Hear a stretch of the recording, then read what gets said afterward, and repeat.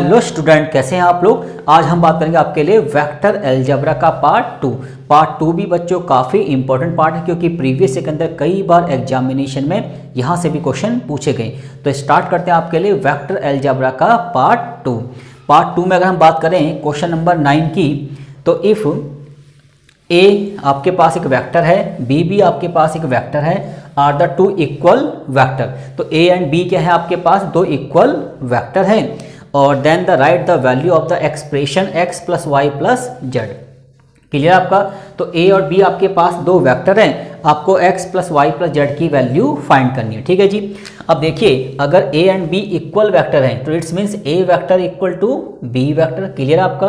अब देखिए, x i cap plus का 2j कैप माइनस का z के equal to 3i cap minus का वाई जे कैप प्लस का के। क्लियर आपका।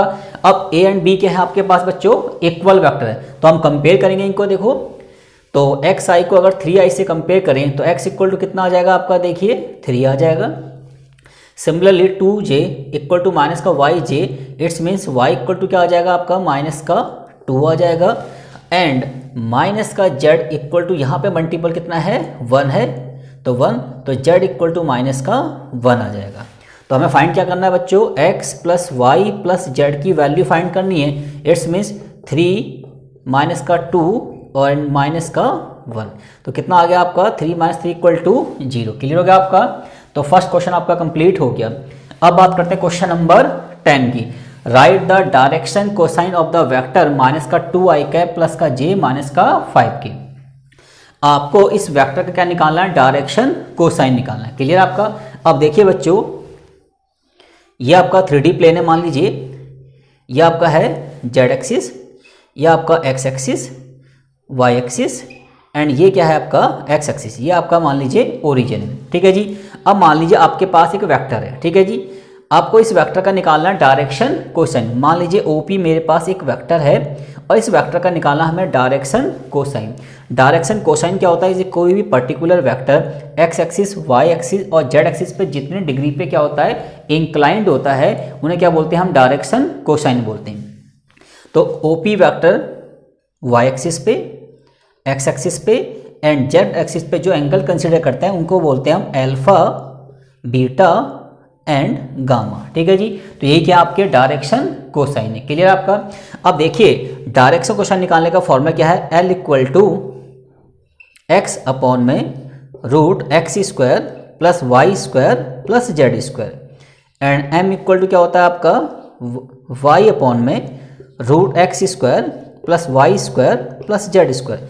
सिमिलरली n क्या होता है आपका z अपॉन में root x square plus y square plus z square. ठीक है जी। तो LMN क्या है आपके डायरेक्शन कोसाइन है किसी भी वेक्टर के x axis, y axis and z axis पे। ठीक है जी। अब ध्यान से देखिए, तो हमारे पास जो वेक्टर दे रखा है ये हमारे पास गिवन वेक्टर है। ठीक है जी। अब ध्यान से देखिए बच्चों, हमें पता है किसी भी वेक्टर में i, j और k के जो कंपोनेंट होते हैं वो क्या होते हैं, x, y, z होते हैं। तो x की वैल्यू कितनी है आपकी, माइनस का 2 और अपॉन में क्या आएगा, x का स्क्वायर और यहाँ पे 1 है, y का स्क्वायर एंड z का स्क्वायर।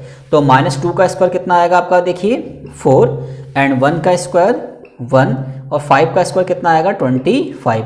इट्स मीन्स माइनस का 2 अपॉन में कितना आ जाएगा 25 और 1 26 एंड 30। सेम ऐसी y की वैल्यू कितनी है, देखिए 1 अपॉन में रूट 30 आ जाएगा, सेम आ जाएगा। एंड z की वैल्यू कितनी है आपकी -5, तो -5 अपॉन में कितना हो जाएगा 30। तो ये जो माइनस का 2 अपॉन रूट 30 है, 1 अपॉन रूट 30 है और माइनस का 5 बाय रूट 30 है, ये क्या आ गया आपके इस वेक्टर के क्या निकल गए, डायरेक्शन कोसाइन निकल गए। क्लियर होगा आपका। अब बात करते हैं क्वेश्चन नंबर 11 की। अब देखिए क्वेश्चन नंबर 11 क्या कह रहा है आपका कि a vector OP is inclined OX at 45 degree and OY at 60 degree, find the angle at OP is inclined to OZ। Clear आपका। अब ध्यान से देखिए, सेम वही बात कर रहा है कि OP आपके पास क्या है, एक वेक्टर है। वो जो OP वेक्टर है ना, वो OX एक्स एक्सिस पे 45 का एंगल क्या कर रहा है, इंक्लाइन कर रहा है, और y एक्सिस पे क्या बना रहा है 60 डिग्री का, और z एक्सिस का एंगल हमें फाइंड करना है। क्लियर आपका। अब ध्यान से देखिए, हमें पता है L इक्वल टू क्या होता है cos alpha, M equal to क्या होता है cos beta and N equal to होता है कॉस गामा। इसको हम ऐसे भी कह सकते हैं x अपॉन में root x square plus y square plus z square and M equal to y upon root x square plus y square plus z square और सेम जेड अपॉन में root x square plus y square plus z square. Clear आपका? ठीक है जी। तो जब आपको vector given हो तो आप इस वाले तरीके से क्या निकाल सकते हैं डायरेक्शन कोसाइन निकाल सकते हैं, और जब आपको एंगल गिवन हो तो आप इस तरीके से क्या निकाल सकते हैं डायरेक्शन कोसाइन निकाल सकते हैं। क्लियर आपका? अब ध्यान से देखिए, तो देखिए L इक्वल टू कितना है कॉस अल्फा, तो एक्स एक्सिस पे क्या बना रहा है 45 पर एंगल, तो इट्स मीन्स कॉस 45 डिग्री और कॉस 45 डिग्री की वैल्यू क्या होती है 1/√2। सिमिलरली और y एक्सिस पे कितना है 60, तो कितना आएगा आपका कॉस 60 डिग्री और कॉस 60 की वैल्यू कितनी होती है 1/2। ठीक है जी। और हमें z एक्सिस का एंगल फाइंड करना जो कि क्या है हमारा गामा है। अब देखिए L M N जो कि किसी भी वेक्टर के क्या होते हैं डायरेक्शन कोसाइन होते हैं, इनके बीच एक रिलेशनशिप का फॉर्मूला होता है और वो फॉर्मूला क्या होता है L का स्क्वायर प्लस M का स्क्वायर प्लस N का स्क्वायर इक्वल टू 1। क्लियर हो गया आपका? अब ध्यान से देखिए, तो L की वैल्यू कितनी है 1/√2 का स्क्वायर एंड M की वैल्यू कितनी है 1/2 का स्क्वायर और N हमें नहीं पता, तो ये 1/2 ये 1/4 and N square equal to 1। Clear हो गया आपका? अब देखिए इसको वैल्यू फाइंड करते हैं हम, तो इनका एलसीएम कितना आएगा 4 और ये हो जाएगा आपका 2 और 1 3 प्लस का N स्क्वायर इक्वल टू 1, तो N square equal to 1 minus 3/4, तो इसको सॉल्व करेंगे तो 4 1 जा 4 तो 1/4, तो N क्या आ गया आपका देखिए 1/2 आ गया। क्लियर हो गया आपका? ठीक है जी। तो हमारा OZ पे जो OP वेक्टर इंक्लाइंड है वो 1/2, इसको हम ऐसे भी कह सकते हैं कि 1/2 का मतलब हो गया कितना 1/2 इक्वल टू कॉस गामा। तो अब देखिए कॉस थीटा 1/2 कब होता है बच्चों 60 डिग्री पे। क्लियर आपका? तो हम ये भी कह सकते हैं कि जो आपका अल्फा बीटा जो गामा है वो कितना है आपका बताइए 60 डिग्री है। क्लियर हो गया आपका? अब बात करते हैं हम इसमें क्या क्वेश्चन नंबर 12 की। क्वेश्चन नंबर 12 क्या है, if A vector makes angle alpha beta gamma with OX OY and OZ respectively find the value of sine square alpha sine square beta and sine square gamma की value हमें क्या करनी है find करनी है। Clear आपका? ठीक है जी। तो अगर एक वेक्टर अल्फा बीटा गामा कहाँ बना रहा है OX OY एंड OZ पे बना रहा है, तो इट्स मीन्स डायरेक्शन कोसाइन की बात हो रही है। ठीक है जी। अब देखिए, तो जैसा कि हम जानते हैं कि इनके बीच रिलेशनशिप क्या होता है L square plus M square plus N square equal to 1। L equal to कितना होता है बच्चों cos alpha and M equal to क्या होता है cos beta and N equal to क्या होता है कॉस गामा। क्लियर हो गया आपका? अब देखिए, तो हमें क्या निकालना है इसके sign square alpha sine square beta and sine square gamma की क्या करनी है आपको वैल्यू फाइंड करनी है। ठीक है जी। अब ध्यान से देखिए, तो L इक्वल टू कितना हो जाएगा कॉस अल्फा, तो हो जाएगा आपका कॉस स्क्वायर अल्फा, ये हो जाएगा आपका cos square beta and N equal to क्या हो जाएगा आपका cos square gamma equal to 1 हो गया आपका। क्लियर आपका? अब देखिए हमें 10th क्लास का एक फॉर्मूला पता है कि कॉस स्क्वायर थीटा 1 माइनस क्या होता है बच्चों साइन स्क्वायर थीटा होता है। क्लियर है? तो सिमिलरली कॉस स्क्वायर अल्फा को लिख सकते हैं 1 माइनस क्या sine square alpha, cos square beta को लिख सकता हूँ 1 minus sine square beta and cos gamma को लिख सकता हूँ 1 minus sine square gamma equal to कितना हो गया आपका 1 हो गया। ठीक है जी। अब ध्यान से देखिए 1 1 1 कितना हो गया आपका देखिए 3 हो गया एंड माइनस का क्या बचा आपका sine square alpha sine square beta and sine square gamma equal to कितना हो गया आपका बच्चों 1 हो गया। आप प्लस के 1 को यहाँ लेके जाएंगे तो 3 में से 1 गया कितना आ गया आपका 2 और ये तीनों टर्म पीछे जाएंगे तो क्या हो जाएंगे पॉजिटिव। तो sign square alpha sine square beta and sine square gamma की वैल्यू कितनी हो गई आपकी 2 हो गई। क्लियर हो गया आपका? अब बात करते हैं क्वेश्चन नंबर 13 पे। क्वेश्चन नंबर 13 क्या है, find the angle between the vector A and B. तो ए और बी आपके पास क्या है, दो एंगल हैं, और इन दो एंगल के बीच में ए एंड बी क्या है आपके पास, दो वेक्टर हैं, और इन दो वेक्टर के बीच आपको क्या निकालना है, एंगल फाइंड करना है। क्लियर आपका। अब ध्यान से देखिए, तो जैसा कि हम जानते हैं कि एंगल बिटवीन टू वेक्टर का फॉर्मूला है, मान लीजिए ए आपके पास एक वेक्टर है, एक वेक्टर बी है, और हमें क्या निकालना है, इन दो वेक्टर के बीच क्या निकालना है, एंगल निकालना है।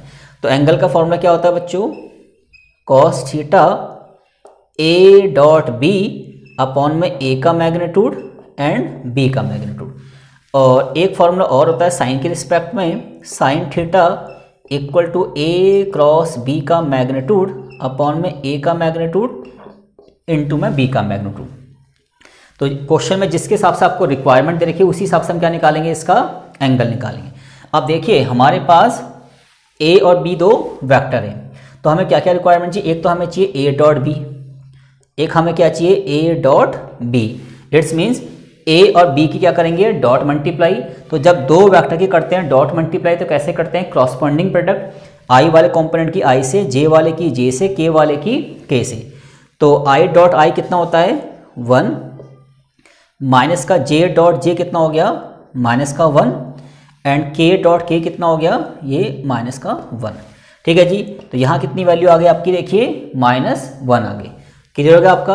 अब देखिए हमें निकालना ए का मैग्नीट्यूड, और मैग्नीट्यूड निकालना मैं आपको सिखा चुका हूँ प्रीवियस क्लास के अंदर। तो क्या होता है, x square y square and z square, और एक्स वाई जेड क्या होते हैं, आई जे के कॉम्पोनेंट होते हैं।